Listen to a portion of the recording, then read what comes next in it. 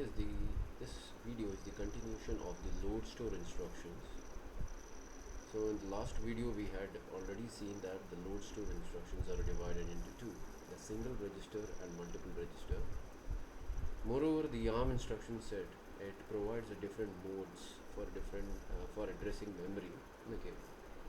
So in this video we'll be studying about what are the different modes which is to be addressed, or which is used to address memory.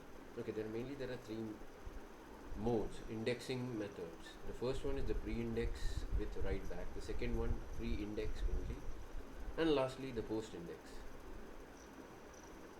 So we'll just go directly with an example here. Okay, LDR R0 comma R1 comma #4, and at the end you can see that there is an exclamation mark, clearly indicating that this method is pre-indexed with write back.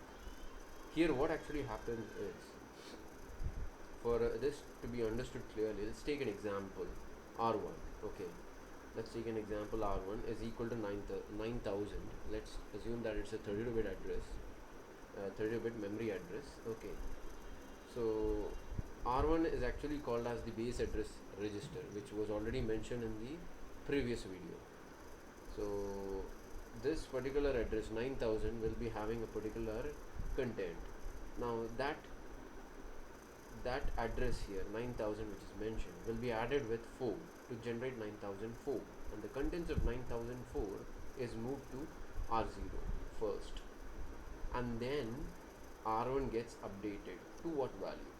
It gets updated to whatever value it is currently onto right now. Okay, that is 9004. Let's go to the second method, wherein the exclamation mark is missing, clearly indicating that it is the pre-index method. So the difference between the first method and the second method is the contents which is going to be moved on to R0 remains the same, except the updation of R1. So R1 becomes 9000 rather than 9004. So clearly indicating that the base address register value is not updated. And lastly, we'll go for post-index value, where the updating happens after movement of the data. So let's take the example here. You can see the representation is quite different from the last two methods. So take an example of the same 32-bit memory address, that is 9000. So let R1 is equal to 9000.